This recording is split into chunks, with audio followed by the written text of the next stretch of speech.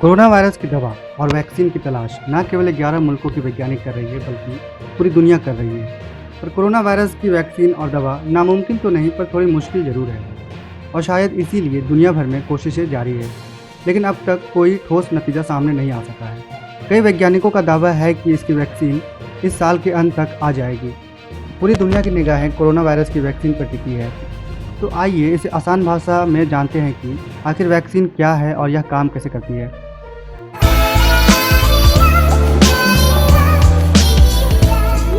Vaccine को समझने के लिए हमें पहले अपने शरीर की इम्यून सिस्टम को समझना होगा।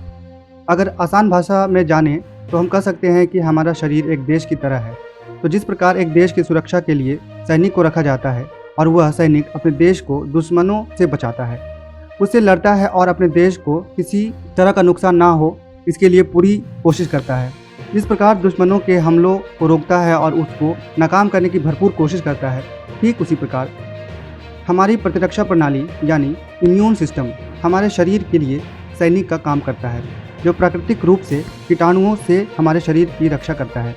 जब कोई रोगाणु शरीर पर हमला करता है यानी शरीर में प्रवेश करने की कोशिश करता है, तो शरीर का इम्यून सिस्टम इससे लड़ने के लिए विशेष कोशिकाओं को भेजता है। कभी कभी इम्यून सिस्टम स्वाभाविक रूप से इतना मजबूत नहीं होता है कि रोगाणुओं को खत्म कर शरीर को बीमारी से बचा सके। इम्यून सिस्टम को बढ़ाने का एक तरीका है और वो है वैक्सीन। वैक्सीन संक्रमण का एक नमूना बनाकर इम्यून सिस्टम को रोगाणु या अन्य रोगजनक से लड़ने के लिए तैयार करती है। इस रोगाणु से पहले लड़े बिना ही वैक्सीन इम्यून सिस्टम को उस रोगाणु की पहचान बनाने में मदद करती है।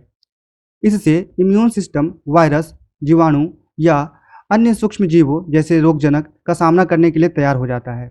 यानी वैक्सीन के जरिए हम अपने इम्यून सिस्टम को एक खास तरह का हथियार प्रदान करते हैं जो वायरस से लड़ने के दौरान रामबाण का काम करता है। आमतौर पर वैक्सीनेशन या टीकाकरण कराने वाला व्यक्ति बीमार नहीं पड़ता।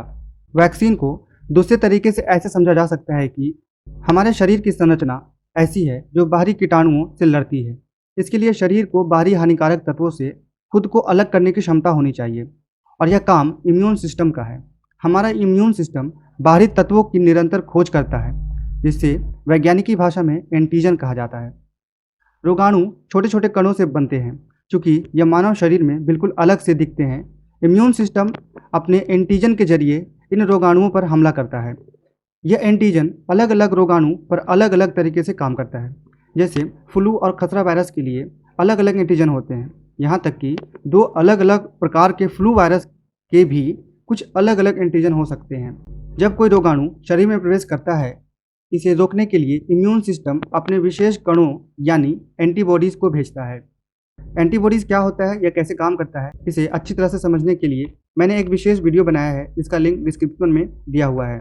आप इसे आई बटन पर क्लिक करके भी देख सकते हैं। ये वाई आकार के एंटीबॉडी प्रोटीन विशेष एंटीजन के लिए काम करते हैं। जब इन्हें ऐसे रोगाणु का पता चलता है जिनका सामना यह पहले भी कर चुके हैं, एंटीबॉडी इनसे निपटने का काम शुरू करता है। इनके दो काम हैं। एक तो एंटीजन को रोक कर रखना ताकि रोगाणु को कमज़ोर किया जा सके और वो शरीर को कम से कम नुकसान पहुंचा सके। दूसरा, अन्य प्रतिरक्षा कोशिकाओं को संक्रमण का संकेत देना। यह अन्य प्रतिरक्षा कोशिकाएं कीटाणुओं को नष्ट कर उसे शरीर से निकालती है। जब शरीर किसी नए रोगाणु का सामना करता है तो इस पूरी प्रक्रिया में कई दिन लग जाते हैं। उस दौरान कभी कभी हम लोग बीमार या थकान महसूस करते हैं। शरीर से संक्रमण दूर हो जाने के बाद भी इम्यून सिस्टम उस रोगाणु के एंटीजन को अपनी स्मृति में बिठा लेता है, जिसे बी कोशिकाएं भी कहा जाता है। ये स्मृति कोशिकाएं एंटीबॉडी को उस विशिष्ट रोगाणु के एंटीजन को पहचानने और उसे रोक कर रखने का काम करती है। इस तरह अगर वही रोगाणु फिर से शरीर में प्रवेश करते हैं तो यह नया एंटीबॉडी इसे तुरंत पहचान लेता है। इससे पहले कि यह रोगाणु शरीर में संक्रमण को फैलाए, एंटीबॉडी इम्यून सिस्टम को शरीर से रोगाणु को नष्ट करने का संकेत दे देता है। बीमारियों के खिलाफ इस तरह की सुरक्षा को प्रतिरक्षा यानी इम्यूनिटी कहा जाता है।